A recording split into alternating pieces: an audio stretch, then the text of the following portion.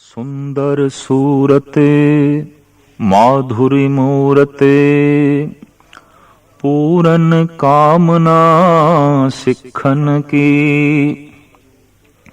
शांति स्वरूप धरे प्रभ पूरब आत्म देसो नौतन की।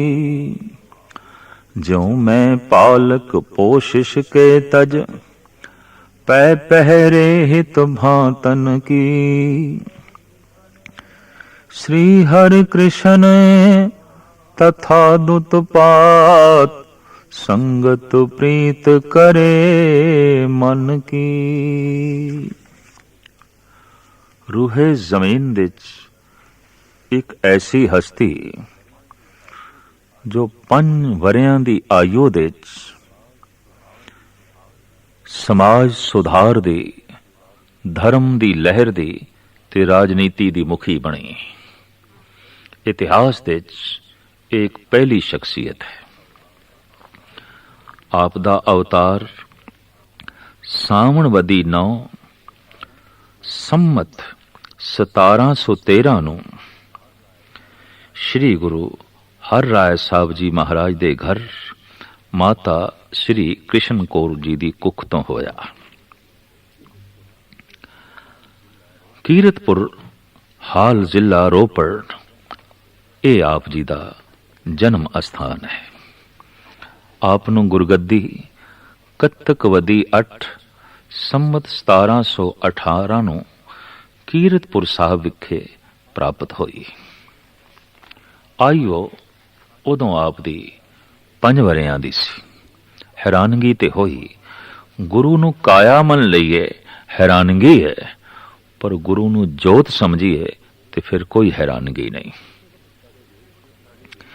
किसी वक्त साडे देश दे उगे ऋषियां ने कहा सी, जिस दी आयु 35 साल तो थल्ले है वो धर्म समाज ते राजनीति दा मुखी नहीं बनाना चाहिए। क्यों कि उस दे बोलां दे उदी सोचनी दे पुख्तगी नहीं होवेगी। इस तरह राजनीति कच्ची होवेगी, समाज दी आधार कच्ची होवेगी और धर्म दे भी पुख्तगी नहीं होवेगी। लेकिन एक होर महापुरुष जो ईरान दे होया है, जिसने बुलंद बांग ए बोल आखे और उसने हिंदुस्तान दा भ्रमण भी कीता सी, शेख सादी। वो कहंदे ने बुजुर्गी बा अकल अस्त न के बा साल, तवंगरी बा दिल अस्त न के बा माल। बुजुर्गी अकल तो है, उम्र तो नहीं। अमीरी माल असबाब तो नहीं, दिल तो है। इसदा दिल किन्ना क वड्डा है। जद भी बुजुर्गी नूं नापना होवे, अकल तो नापो, सोचनी तो नापो। ऐसा भी हो सकता है किसी 5 साल दे बच्चे दे अंदर 100 साल दी अकल होवे, और ऐसा भी हो सकता है कि किसी 100 साल दे बुढ़े दे अंदर 5 साल दे बच्चे दी अकल भी ना होवे। अक्सर बुढ़े बच्चियां वालियां गल्लां करदे दिखाई देंदे ने। कदी कदी रूहे जमीन ते कोई बच्चा बुजुर्गां वाली गल करदा है। होए ने ऐसे बच्चे जो पूर्ण भगत होए ने, जैसे कि ध्रुव, प्रहलाद।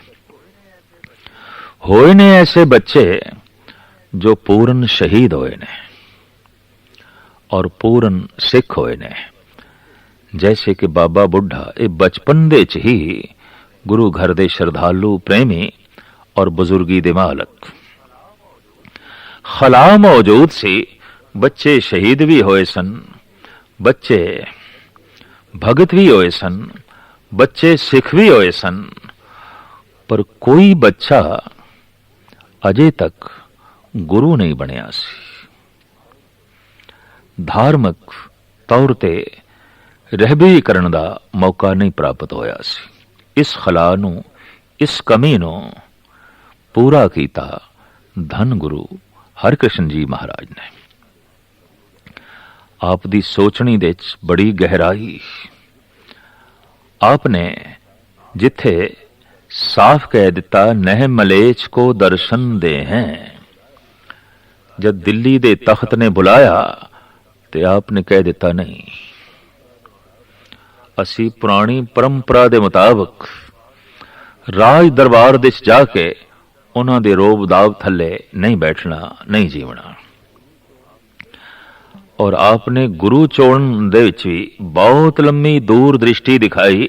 आपने कह देता, बाबा बकाले। आप विच रूहानियत कितनी सी और ब्रह्म ज्ञान कितना उदय होया, इसकी एक मिसाल मिलती है कुरुक्षेत्र दे कोल। जद एक ब्राह्मण ने आप ते तर्क की कि आप नूं आखिया जांदा है धन गुरु हर कृष्ण जी महाराज, इतना लंबा नाम। द्वापर युग दे विच होए ने श्री कृष्ण, उन्होंने गीता उचारण की सी, आप कम से कम उसके अर्थ ही कर दिओ। तां कहंदे ने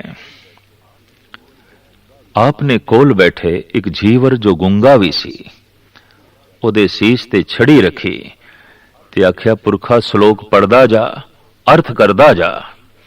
वो सुर दे श्लोक पढ़ी जाता है, अर्थ करी जाता है। एक कृष्णा देख के पांदा कदमां ते झुकिया और हैरान होया, जिस दी छड़ी दे इतनियां बरकतां ने, उस दे विच कितनियां बरकतां होणगियां। राजा जय सिंह दे बुलावे ते आप दिल्ली आए। आप उन्हां दे बंगले दे ठहरे। आप साहिब सन, मालिक सन रूहानी गुणा दे। उस बंगले दे ठहरन करके बंगला बंगला साहिब बन गया। अज साहिब जो आ गया। दिल्ली दे उन्हां दिनां दे ताउन प्लेग फैले होया सी और चेचक भी बड़े जोरां ते। दीन दुखियां दे दर्द वंडण वाले धन गुरु हरकृष्ण जी महाराज घर घर दे जाके रोगियां दी देख रेख करते हैं, हर एक दी लोड़ पूरी करते हैं। आप दे बैठण नाल रोगियां नूं चैन मिलदा सी। आप दे दिते हुए दिलासे नाल रोगी तंदुरुस्त होंदे सन। तो चूंकि रोगी तंदुरुस्त होंदे सन, रोगी प्रसन्न होंदे सन, दुखी बंदियां नूं चैन मिलदा सी। आप दे नाल ते लकब जुड़ गया कि ते धन गुरु हरकृष्ण जी महाराज दुख दूर करने वाले ने। और अगां चल के इसे कहावत नूं भगवती दी वार दे धन गुरु गोबिंद सिंह जी महाराज ने भी कलम बंद किया है। श्री हर कृष्ण दे आइए, जिस डिठे सब दुख जाए। गुरु हरकृष्ण जी महाराज दी मोहनी मूरत, उन्हां दे उपदेश, उन्हां दी संगत ऐसी है, सारे दुख दूर होंदे ने। सारे दुखां दे निवृत्ति करन दे आप दे कोल उपराले ने। आप दी मूर्ति ऐसी है कि दुख दूर ही करी जाती है। आइयो कुछ भी नहीं, पर जिस ढंग नाल आपने दुखियां दे दर्द वंडे, एक बहुत वड्डी महान घटना। आइयो कुछ भी नहीं, पर जिस ढंग दे नाल आपने राजनीतिक फैसले कीते, उस तो आप दी दूर दृष्टि ते सियाणप दा पता चलदा सी। कहंदे ने दुखियां ते रोगियां दी सेवा करदे होए आप नूं चेचक हो गई। और आप दिल्ली दे विच ही चेतर सुदी 14 संमत 1721 दे विच ज्योति जोत समा गए। यादगारी अस्थान ज्योति जोत समान दा बाला साहब बने होया है। बाला प्रीतम आप दा नाम कहलाया। लेकिन आप इतने छोटे समय तक क्यों रहे? उम्र छोटी, पीरियड छोटा, समा छोटा, हैरानगी ते कुछ भी नहीं। थोड़ा जिहा समा आप गुरियाई ते विराजमान होए।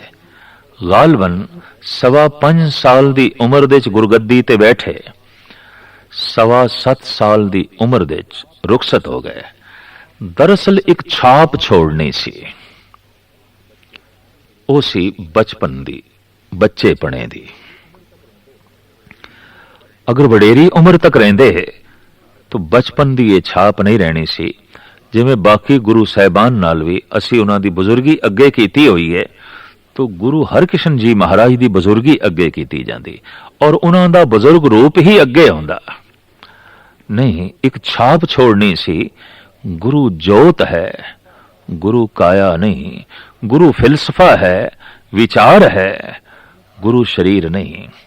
ਗੁਰੂ ਅਧਿਆਤਮਿਕ ਆਨੰਦ ਹੈ, रूहानी शक्ति है, शरीरक शक्ति नहीं। इसका बोध आपने जो है कराना सी। हकीकत है कि शरीर बच्चा ते दिमाग दे च बजुर्गी, ऐसा कदी कदी होंदा है। और शरीर बुढ़ा होवे, दिमाग दे च बचपना होवे तो एकदम पहचान होंदी है। बच्चे दी ये पहचान है कि उसदियां खेडण दियां रुचियां बड़ियां प्रबल होंदियां ने ते खेडण लई खिडौने चाहिए ने। घर दे कोई भी खिडौना ना होवे ते बच्चा मां नूं कह देंदा तू खिडौना बन, तू मैनू चुक। प्यो नूं कह देंदा तू घोड़ा बन, मैं तेरे ते बैठना है, तेरी पिठ ते बैठना है। तो बच्चा प्यो नूं खिडौना बना देंदा है, मां नूं खिडौना बनांदा है, और हर वो चीज खिडौना है बच्चे दे सामने, चाहे वो कितनी कीमती है, जद उस दे अंदर खेडण दियां रुचियां प्रबल होवन।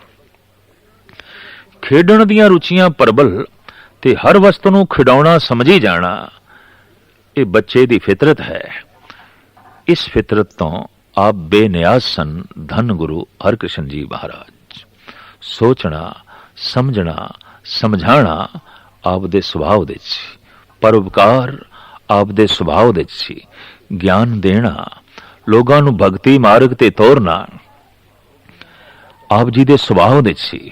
दुखियां दा दर्द वंडना आप दा कम सी, और इस तरीके दे नाल आप दी रसना तो अंतिम समय निकलिया जद सिखा ने पुछया अगला बाबा कौन होवेगा, गुरगद्दी ते कौन होवेगा, किस शख्सियत नूं आप जो है बिठाओगे। तो रसना तो निकलिया बाबा बकाले, गजब दी चौन, गुरु नूं लभना बकाले दे विच। ओ जोत उत्थे बिराजमान है जिथे गुरु हरकृष्ण जी महाराज, गुरु हरगोबिंद साहब जी महाराज दे पोतरे सन। उत्थे गुरु हरकृष्ण जी महाराज दे गुरु तेग बहादुर साहब जी महाराज दादा सन। सिख इतिहास नूं पढ़ के, गुरु घर दे इतिहास नूं पढ़ के हैरानगी आउंदी है। दादा पोतरे नूं गद्दी देंदा है और पोतरा दादे नूं गद्दी देंदा है।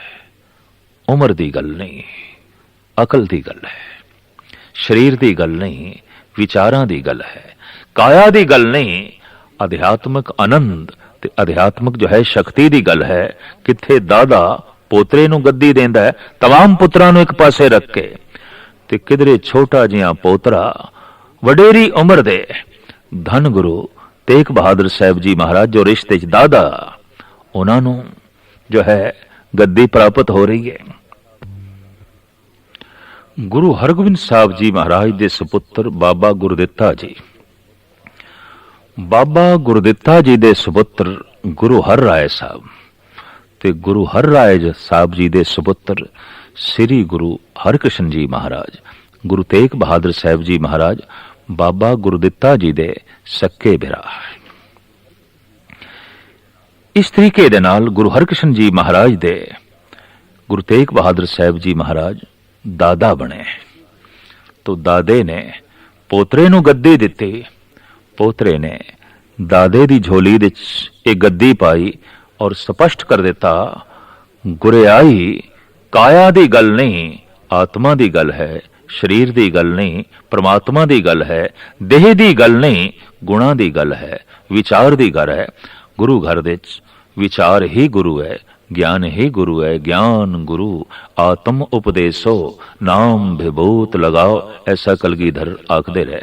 धन गुरु हरकृष्ण जी महाराज इस तरह का संदेश उपदेश देंदियां होया, चूंकि समा पीरियड बहुत छोटा है तो इतिहास भी छोटा है, आप दिल्ली दे ज्योति जोत समा के ਗੱਦੀ ਬਾਬੇ ਬਕਾਲੇ ਗੁਰੂ ਤੇਗ ਬਹਾਦਰ ਸਾਹਿਬ ਜੀ ਮਹਾਰਾਜ ਨੂੰ ਬਖਸ਼ਿਸ਼ ਕਰਕੇ ਕਾਇਆ ਕਰਕੇ ਆਪ ਦਿੱਲੀ ਦੀ ਮਿੱਟੀ ਵਿੱਚ ਆਤਮਾ ਕਰਕੇ ਆਪ ਧੰਨ ਗੁਰੂ ਤੇਗ ਬਹਾਦਰ ਸਾਹਿਬ ਜੀ ਮਹਾਰਾਜ ਦੇ ਅੰਦਰ ਪ੍ਰਵੇਸ਼ ਕਰ ਗਏ, ਸਮਾਏ।